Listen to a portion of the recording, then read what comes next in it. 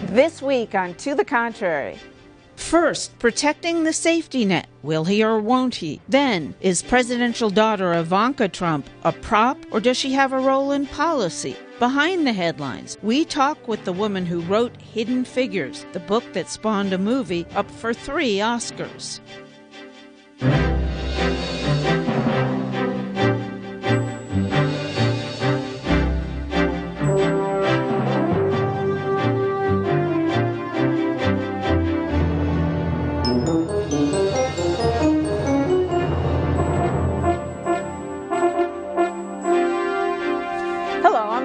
Welcome to the Contrary, a discussion of news and social trends from diverse perspectives. Up first, the social safety net. On the campaign trail, President Trump promised to protect federal programs that elderly and low-income Americans rely on, such as Social Security and Medicaid. We'll know if he keeps that promise when he goes before a joint session of Congress and the American people next week. Trump's White House budget director calls Social Security a Ponzi scheme and drove government shutdowns aimed at cutting spending during the Obama years. Ben Carson, the new housing secretary, has said frequently programs for the poor lead to dependency. Tom Price, Secretary of Health and Human Services, supported turning Medicaid over to the states and making Medicare a voucher-like program when he was in Congress. Concerns about the future of health care and many other government programs have prompted angry and frustrated Americans to pack GOP town hall meetings across the country demanding answers. So, Hilary Rosen, what can Americans expect from President Trump when it comes to the social safety net? Well, much of what happens here is going to depend more on Congress than President Trump. He hasn't said very much on programs for low-income people, although he has encouraged people to get off welfare. But I think Tuesday night's address is going to illuminate a lot about what he gives Congress to do. The safety net's going to be stronger, bigger. It's going to be huge. Okay. I expect it to disappear. I think Bannon just said that they're all about deconstructing the administrative state. So I would be worried. I don't think it's going to disappear overnight, but I think we'll see it chipping away, unfortunately. That's what he believes in doing. He thinks we need to limit the power of the federal government. So, specifically, where do you expect? I mean, we've already been told that Planned Parenthood is out of the budget if it makes it through the Senate like that. But where specifically where do you expect to see increases, and where do you expect to see cuts? Well, we've seen a few things so far that are telling. His very first executive order took money away from individual middle-class homeowners and gave it to the banks in terms of a mortgage rebate.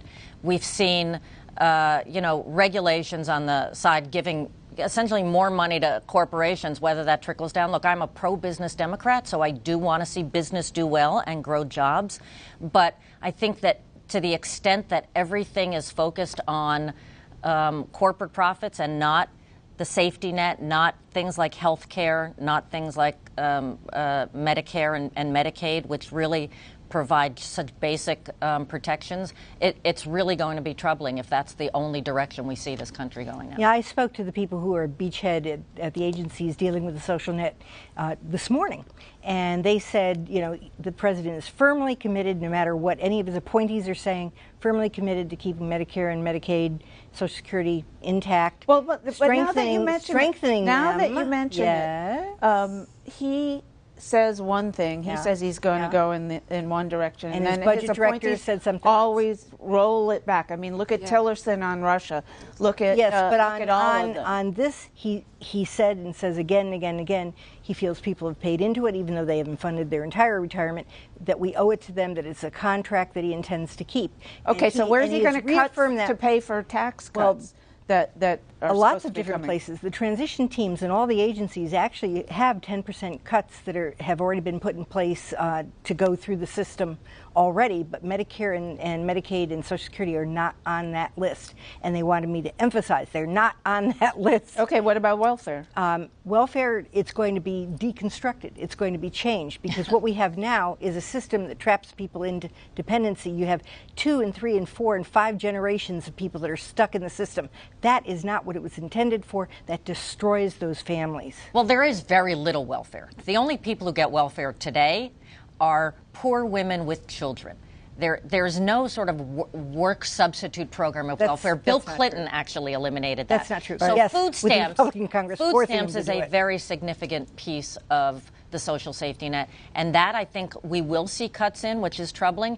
I would separate Social Security from the health care programs because he may leave Social Security alone, but they're already talking about Medicaid cuts as part of the but they're also talking Affordable about, Care Act repeal, and they're talking about that is the social safety net reform. Let's get Anushay in here. They are talking about raising the age for qualifying for Social Security, which is in essence a cut. So where do you see the biggest cuts coming? Well, I'm actually worried because didn't he also appoint somebody? It's impossible to know what Trump is thinking because, as you said, he says one thing and then his aides are always rolling back. I mean, Tillerson was in Mexico being like, "Don't worry about this," and nobody except really... Bannon at the CPAC convention. Exactly, except for President Bannon. I mean, he pushes it forward as opposed to rolling. But I'm it back. really worried because apparently his Medicaid appointee believes maternity leave should be, optional. And because there's so many women and children in these programs, I mean, I just don't think that's a priority for Donald Trump. I think he's going to come from education and the arts. That troubles me. I grew up in a rural state where I need things like NPR. There wasn't much else. And so I do see them picking and choosing. It was a campaign promise to the point of Social Security. I just don't think that's something he is going to really change his hand on completely. It was just something he did over the course of the rallies so much. And if he does that, he's doing something to the base that's going to be troublesome in the years to come. But again, cutting is a big deal here. He's going to cut and snip, and I think it'll be from programs that are also essential. There's a bigger picture here, though, that's important, which is that he is, despite his, trumpeting his own position, he's actually not in total control here. Yes. The Congress has a significant role, and the conservatives, have a majority in Congress, and they have had programs for the poor and for working class in their sights for years. And there will be a significant pushback to anything the president tries to do.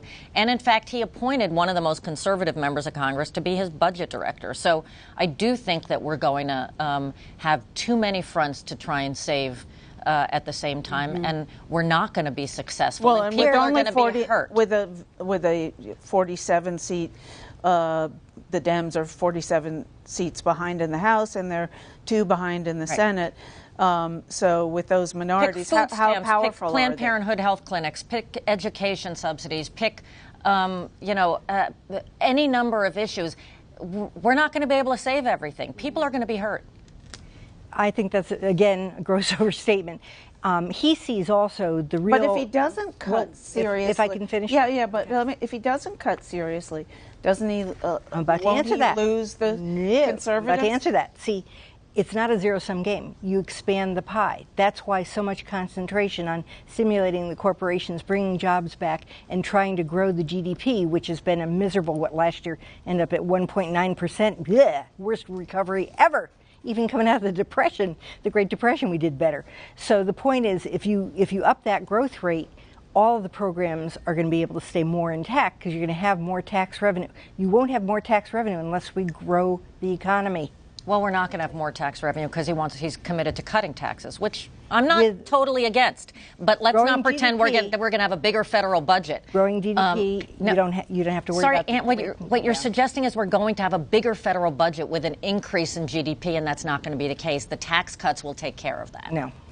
All right. Your thoughts, Anushay? I'm very curious to how Ann, nobody knows what Trump is going to do, but Ann does. Well, nobody at this table may know. I probably know more about what he's going to do because I'm in conversation with him all the time. He has signed, said, 3 continuing resolutions so far, meaning putting it over. And how long do they extend till? March 31st. I think March 31st. Yeah. Okay, so what's in those budgets? I don't have the specifics on them. I can certainly get that for anybody who's interested. But there's a lot of that sort of homework going on behind the scenes that is getting no attention in the media whatsoever. I mean, they're doing their job. Well, the president has to submit a budget to Congress in 2 weeks, and we'll see there what the numbers are. Okay, and what you haven't been able to.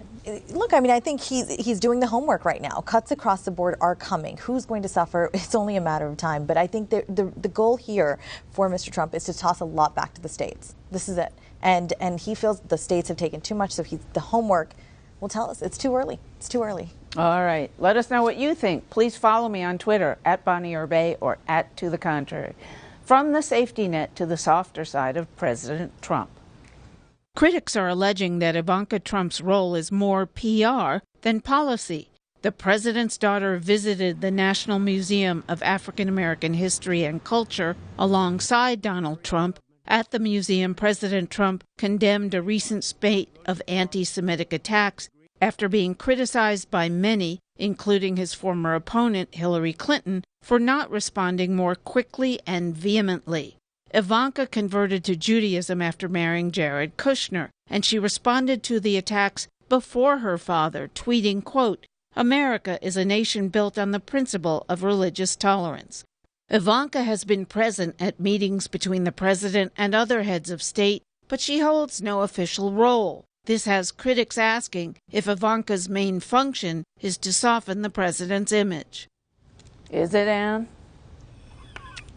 She is about real policy, but certainly there's a PR aspect to it because we know that she's probably one of the more popular Trumps in the crowd. So having her out there obviously helps from a public relations standpoint, but she is about real policy as well. And it's interesting because there are a lot of conservatives very nervous about the fact that she's going to have a policy role because they don't like some of her policies. Well, but liberals don't either. They like some of them. They like better than conservatives. The do. family leave proposal that she put forward was, and it was only for mothers, no paternity leave, and it was pretty short.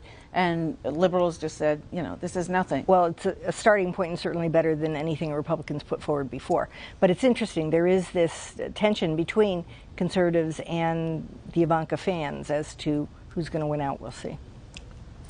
I don't see Ivanka Trump as a political figure. I don't object to her participating. I think, you know, I would have felt the same way if Chelsea Clinton were hanging around her mom trying to give advice on policy. So that doesn't trouble me so much. I do think that it's unclear sort of where she's stepping in and where she's not. She and her husband wanted to take a lot of credit for preventing the LGBT executive order, for instance. But then when the trans issue came out, they were sort of nowhere to be found. And so I do think they're, explain that to the audience. Well, Ivanka and Jared's actual, public relations effort went full stop to take credit for the fact that President Trump did not repeal President Obama's executive order on LGBT government employees, protecting them in employment. And but yet, when this second issue came out, the T issue of this past week, she wasn't around. So I do think that there's a little uncertainty about, well, what does she care about? When is she going to step in? I have heard, though, that she's on the Hill talking to Democratic women on some of these child care issues. And, if they can come up with something that works, I'm all for it. The more the merrier. I agree with Ann that Republicans were not about to do this. And if she can get them to do it, it's fine with me. They do. I have heard it said that Jared and Ivanka, not now because they're living in D.C., but when they were still living in New York, their friends in New York City are all very liberal, as are most people in New York City, where I grew up, and that they were getting pressure from their friends to stop some of the stuff that President Trump was trying to do. Do you see her as effective in that role? I think she will be more effective in the weeks to come. I think right now this is still very much a transition. It's so new in the administration.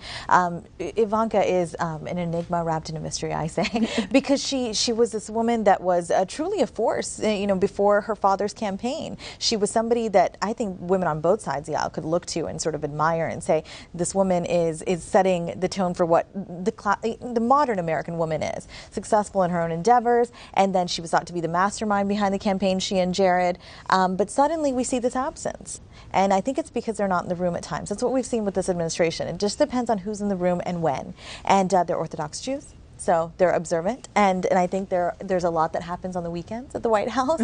So I just don't know that they've been able to be influential simply because of logistics.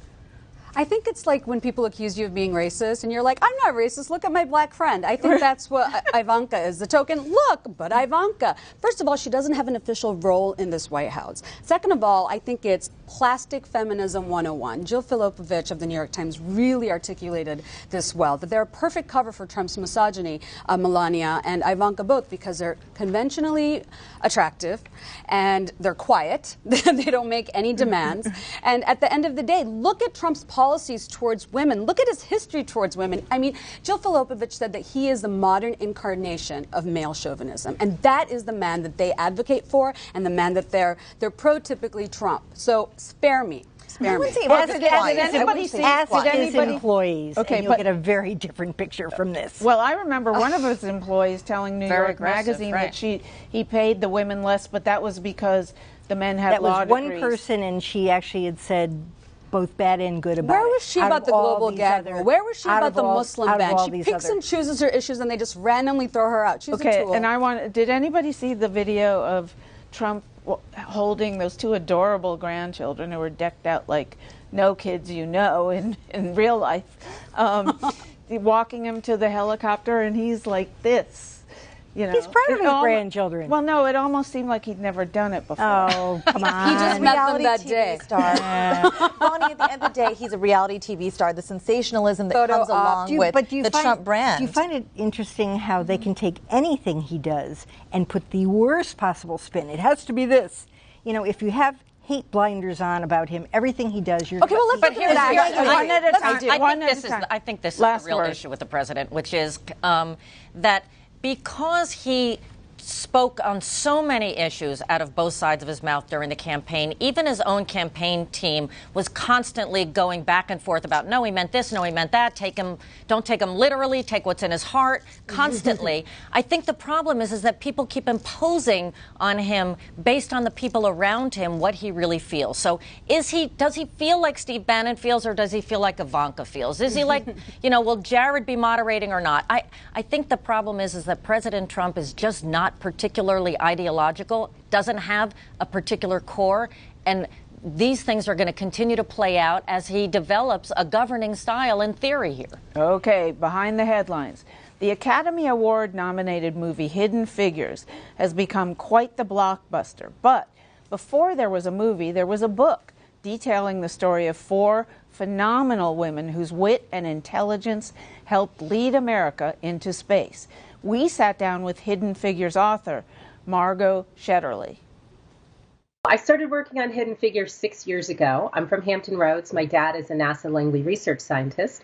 And my husband and I came home to visit over Christmas, and my dad happened to be talking about some of the women that he worked with at NASA. My husband was intrigued and couldn't believe that this was a story that he had never heard of. So I said to myself, well, I knew these women, but I did not know the story. And that was really the beginning of what became Hidden Figures. Many women worked as so-called computers for NASA, solving complex equations, even creating the algorithms that propelled the U.S. into space. Shetterly's story of that space race focuses on 4 of NASA's black women mathematicians: Katherine Johnson, Dorothy Vaughan, Mary Jackson, and Christine Darden. Mrs. Johnson is known for her work calculating and doing the math on the trajectory for John Glenn's orbital flight. Dorothy Vaughan was the first black supervisor. She was the supervisor of the segregated West Area Computing Unit. Mary Jackson was the first African-American female engineer at NASA. And Christine Darden stood on the shoulders of all 3 of those women, and she became someone who is still renowned for her work on sonic boom phenomena and supersonic flight. And she actually became promoted into the senior executive service for NASA. Shetterly says we can draw inspiration from the courageous women depicted in Hidden Figures. It's a story that tells both the difficult parts of our country and also some of the more optimistic parts of our country. And I really hope that people take some, not just enthusiasm, but, take something from the tenacity of these women who got up and went to work every day under circumstances that, required them to go to the colored bathroom or the colored cafeteria. And yet they did their best, and look what they were able to achieve. So I think this is an excellent story for the times that we're in right now. A recent study found young girls think of themselves as less smart than boys. Shetterly believes the lives and accomplishments of the women depicted in Hidden Figures show young girls just the opposite. That's one of the reasons why people have shown so much enthusiasm for this story. It's like, here we are discovering that hundreds of women, perhaps more than 1,000 women, were working at NASA, right? One of the world's largest, most important, most influential scientific and engineering organizations. They were on the job for the better part of the 20th century, and we're only now waking up to the fact that they were there. The thing about this story is it proves statistically, not just anecdotally, but, with numerical evidence, that women are good at math, given a chance, that people of color, that women of color can come into these scientific positions and do extraordinary work. Shetterly hopes new information and shifting perspectives will bring even more women the recognition they deserve.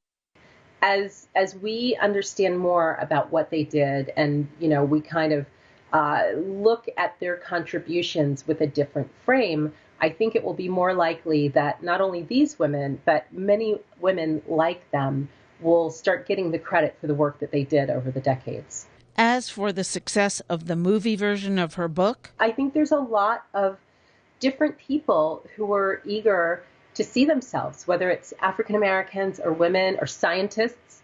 This is a movie that I think makes mathematicians and scientists really cool. it does. If you've seen the movie, how much impact do you think this will have on little girls, especially little African American girls? I think it'll have a tremendous impact. I'm not a huge fan of cinema, admittedly, but I think the talk around this movie is huge. It's going to help younger gals understand that there are women of color, not only in science and math, but there are women of color that can rise to prominence. And it may take time, but I was a little girl who didn't grow up thinking I was a woman of color. Well, you went to engineering school I was. college, I studied right? engineering on a scholarship. I was given a chance to show I was good at math. So when you see it in everyday public life, that look, there are these women that are strong and did something that women aren't thought to always do, and the story was hidden, but it's come out now. It's huge. It's going to have an impact on the minds of these younger women. Anything that tells women and girls that and encourages them to be in STEM, I think is fantastic. And this wasn't just about women breaking barriers. It's about sexism and racism and segregation. I mean, they couldn't even go to use the same bathrooms as white people when these women were working at NASA. So they showed the woman, beautifully dressed, running in the rain in high heels. A half a mile to the colored bathroom. Yeah. I mean, How it much really made you hate. I actually understand that part probably wasn't true, as the men also were composite characters. But overall, the story is fabulous. I've seen the movie multiple times. I think it should be shown in every secondary school in the country multiple times. And it should get the Oscar. It's not going to, which is just a disgrace. I'm wondering how long it was between the time she actually wrote that book and when it was optioned for Hollywood, because if it wasn't optioned while she was even writing it, it was way too late as far as I'm concerned. I don't know the answer to that, but given that the Oscars are on tonight, I do think, I worked in the entertainment business for 17 years, and I do think that there are these moments where storytelling captures something that feels very real in society in a way, and tells the story in a way that makes policy, seem very connected to people. And I think this is one of those movies, and I think, I hope it does well. And one of my pet peeves is I never had a female role model. And these women never had black or female role models, and yet they were able to get to the very top of their professions. So does this show you don't really need a role model who they looks did have like teachers you. who appreciated them and supported them in the classroom. They had their families too. And I think, we can never give teachers enough credit, in my view, going forward. But the role that teachers are playing, and the role that teachers need to play going forward in a world that is changing so much. Traditional education is not preparing kids today for the jobs of tomorrow. Nothing is more important than those STEM programs, so this movie comes at a really good time. All right, and I always say we should be paying teachers what football players make, and the other way around for the football players. That's it for this edition. Please follow me on Twitter and visit our website, pbs.org/tothecontrary. And whether you agree or think to the contrary, see you next week.